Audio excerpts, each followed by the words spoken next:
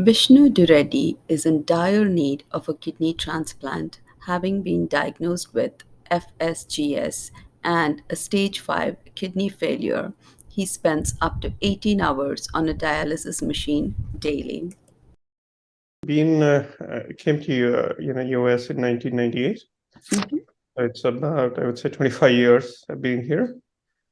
So I mean, in about 20 years or so, I've been diagnosed with high blood pressure. I was on medication, I was doing fine. Doctor said, you just take medication, you'll do fine. But I think about 2013 or so, when my biopsy was done, uh, What year was that, Vishnu? 2013, 2013? Okay. 2013, when biopsy was done, they found FSGS, which is, kind of a scarring on your kidneys, which kind of blocks your filtrations of toxins from your blood.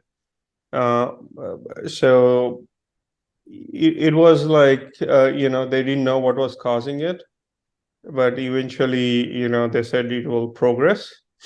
But I think last 4 years it's progressed all of suddenly. I mean, I was very stable. All my levels were very stable. But 4 years or so, that's when my dad also went on a dialysis. He had a very similar condition. He passed away last year, about a year ago, right now. He passed away. He was on dialysis for 3.5 years. He had complications from the dialysis. Uh, so yeah, I mean, that was kind of a roller coaster ride. Last 4 years, my blood levels started going down. Whatever I was trying to do, whether through controlling through diet, everything I tried did not work, and my condition got deteriorating. So about last year, doctor said, if I don't go on a dialysis, there's a risk of a stroke or a heart attack, which my doctors could not prevent. So I had to go on an emergency dialysis. FSGS, a rare hereditary condition, is estimated to affect about 7 in 1 million people. It is characterized by dysfunction in the part of the kidney called glomeruli that filters blood. Much like a coffee filter that keeps coffee grounds in, glomeruli filters the blood, taking out the water-like part which becomes urine and leaving the protein in the blood. When glomeruli becomes damaged or scarred, proteins begin to leak into the urine. Only some of the glomeruli are affected, but continued damage can lead to kidney failure. Families of the affected are the hardest hit. I mean, they've been holding up, and I think it's been a challenge for them, right? I mean, first of all, I didn't expect to be is at this stage of the life. I mean, so young. I was hoping, maybe in 70s I could like be where I am right now. I mean, then we can think about what to do about it. But it's hard on them. I mean, definitely, especially my daughters, my wife. We cannot do simple normal activities. It's kind of restrictive life right now. With my dialysis, have to be at home within 4 hours. So I can't like have simple pleasures like taking my daughters to movies, even like going out for dinners or restaurants. It's been like very, uh, not a normal activity. It's been like very rare. And right now, all the focus has been around like how do we just get out our story out there for help and like look for a donor.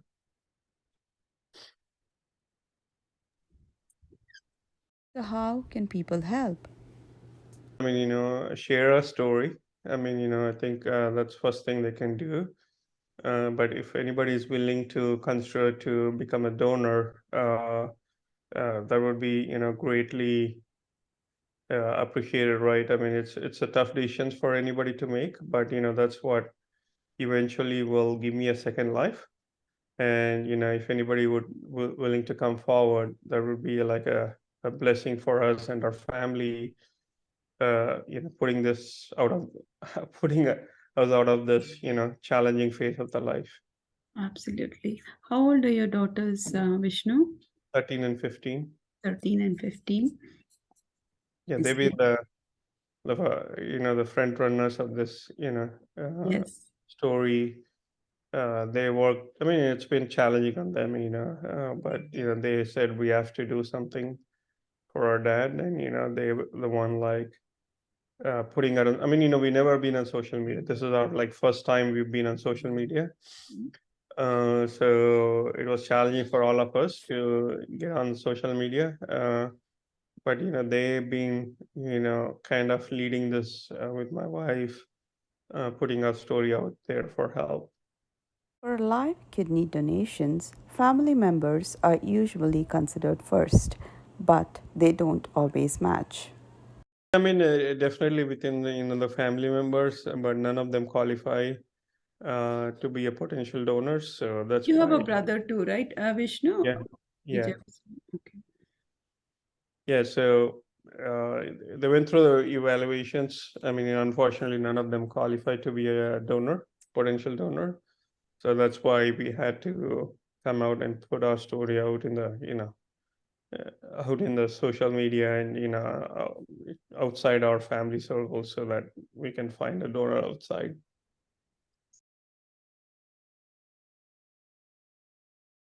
With his rare blood type O negative, Vishnu Dureddy has a long wait of 5 to 8 years for a kidney transplant. I'm registered with Emory right now.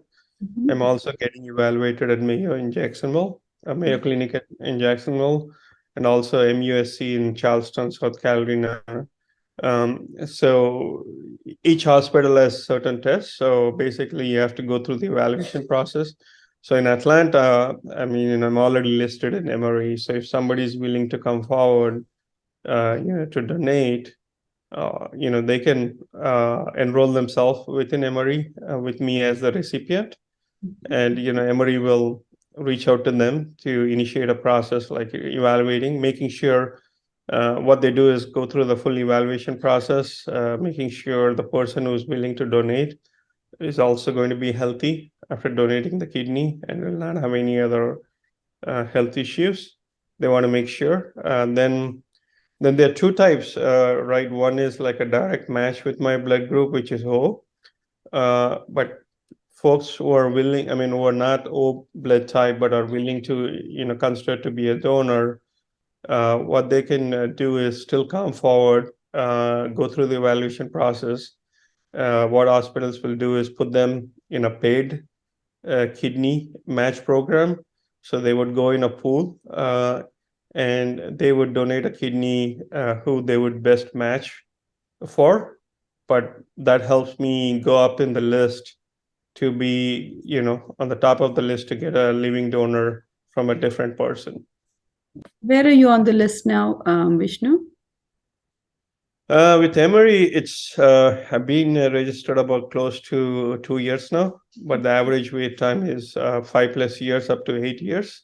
Like I'm in the diseased program list right now.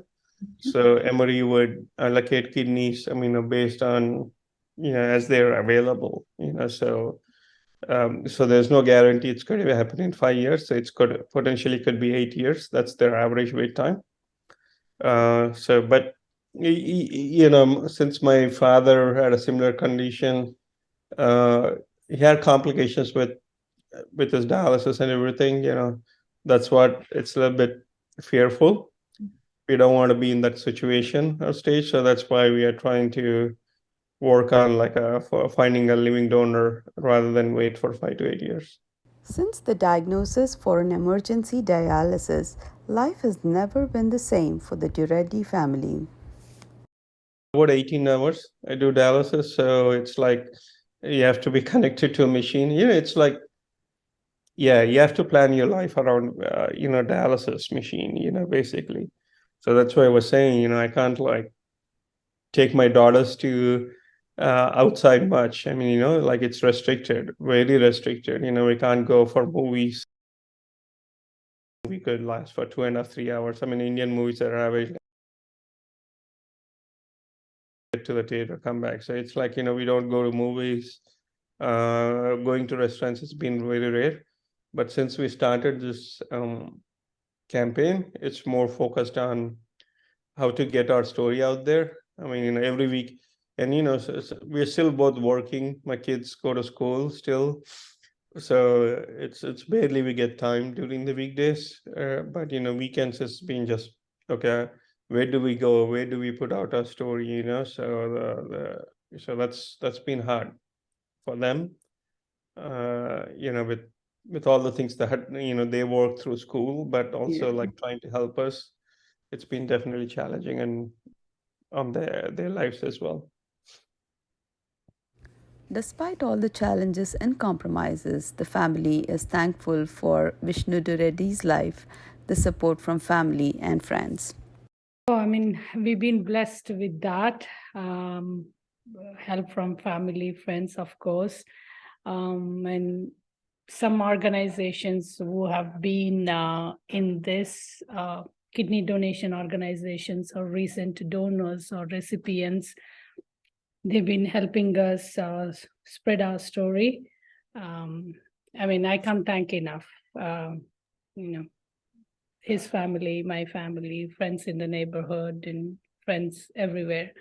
It's amazing how they are coming forward to help us in every way or whichever way they can. Forwarding or distributing the flyers over the weekend, or putting on the yard signs, or, cooking meals for family. And, they don't have to do that, but really, we've been blessed. Vishnu's wife, Pushpa Dureddy, summates the situation in a sincere appeal for her husband's life. Again, when he was diagnosed with it years ago, it was just a hypertension and on medication, and pretty much medication, just really watching out, what he ate. It was good. And he was getting tired and, easily fatigued, and he used to play cricket and hike and walk with the family and, a lot of outdoor activities. And slowly he had to, cut down on them. Watch his diet, which was fine. And we were just, let's see and do the best we can. And he was using all the natural medications and everything to control it and get control of it. And last year, I remember it was about a Wednesday, we had a virtual call with his nephrologist after his blood tests, where his potassium levels were really high. What that means is it can, potentially put him at risk of a cardiac arrest. So I remember that call. He was talking about, why are you waiting? You have to go on a dialysis and that. So I picked up the phone and I asked a nephrologist, Doc, I don't know just what to do. Just tell me in simple words. Consider me as a family member and tell me, what do we do? What does this mean to me? What, potassium levels, creatinine levels. I just don't get it. Just tell me what this means to us. He simply said, it was on a Wednesday. He said, if you don't go on a dialysis now, I can't promise that he will make it to the weekend. Because everything stopped for me. And I guess those words still haunt me. I mean, every nephrologist and everybody we talked to since then, one of the nephrologists said, it's like you're driving in a car on a gas and a yellow light. That's how they put it. It's difficult, very difficult. That fear of what small things that we don't realize, with kids and family, just, even going out to grab a meal or to go out for a walk, or just, going out for a picnic, small things, or eating what he likes, or we don't think about it, like, small pleasures. It's really everything revolves around his dialysis schedules. And my kid's been very understanding of it, that, yes, he cannot come out much, or, with his new dialysis schedules, it's about every 3 to 4 hours. We can be out only about 2 hours before we have to come back home. This Atlanta traffic, you can only go about 25 miles, and, Yeah. but they've been, really, really, good about this and helping us in every way they can. Yeah, that's been. My daughters, yes, me. Again, we were such a private people. We didn't have any social media accounts, or we had no idea how to go on about. And especially after my father-in-law's death in last May, he went on dialysis in January, about 5 months after my father-in-law passed away, that he couldn't make it to his last rites. Then we had no idea how to go on about. And one of the nephrologists and a transplant surgeon advise us to go on social media, as family, that big ask. Anywhere, you never know where the help is going to come from. Just ask for it, that big ask. So, but we were debating, we didn't know how to. Then finally, we went on social media. That's the thing. The toughest thing for us family, it's that uncertainty. Every visit, doctor's visit that he goes to, we have gone to, since the waiting list is so long, up to 80 years, right? Anywhere from 5 years to 80 years. We have gone to other states to register and see if there is a chance if we can get it sooner. But every doctor's visit, every 1 month, or sometimes more than in a month, it's that, that fear of the risk, the potential risk that come with this condition. We don't know what will happen. Yes, he's here today, but what will happen, we don't know. And again, that how we have seen my father-in-law struggles on dialysis and how it ended his life. That fears are still fresh in our memories. Yeah, we want to do everything we can to get that kidney. Just 3 years. In 3 years, my daughter graduates. Just there, without having to worry about dialysis or coming back home or what. So, thank you again. It's been, yesterday also I was saying it to somebody, everybody is looking to really, him.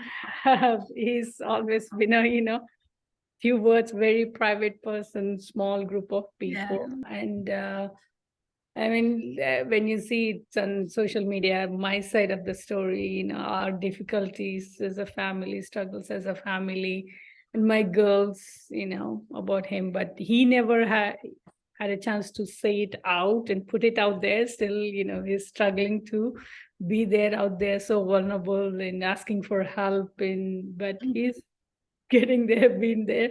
So we never been so far until now, nobody was able to convey his side of the message, and how important for him to be getting this kidney, and somebody to give him a second chance at life and be there for his daughters graduations, and just walking them down the aisle one day. Yes, absolutely, absolutely. Yeah, we just, whatever you can put it out there for us Yeah, for help. yes. I mean, again, any help, willing to be a donor or just sharing our story any way they can, just to one contact on their phone, that will help us. Vishnu's daughters, Sarayu and Sahiti, aged 15 and 13 years old, make a heartfelt appeal to potential donors and also request to help spread the word. Our dad means the world to us. We want to be able to do the things that we can't do anymore, and that's only possible if our dad gets a new kidney. Please help our dad find a kidney donor by sharing our story and following us on Facebook and Instagram. The more you share, the easier it is for our dad to find a kidney donor. Thank you. Namaste. This is a medical request for a good friend named Vishnu. He lives in Atlanta and is well settled there with his family. Very recently and unfortunately, he is diagnosed with a kidney disease. He is currently going through dialysis but is desperately looking for a kidney donor. His blood group is O negative and he is looking for a donor between the ages of 35 and 40. About Vishnu, he is a very good person, very helpful person. He's got absolutely no bad habits. I can tell this from the bottom of my heart. Anytime anybody needs blood in college, he would be the first person to donate the O negative blood. He is in a situation where he is himself is looking for help. So if there is anybody out there who is O negative and is willing to donate a kidney or help in the process, please kindly contact. In US, you can contact 954-600-8320. In India, you can contact 994-929-1829. Thank you.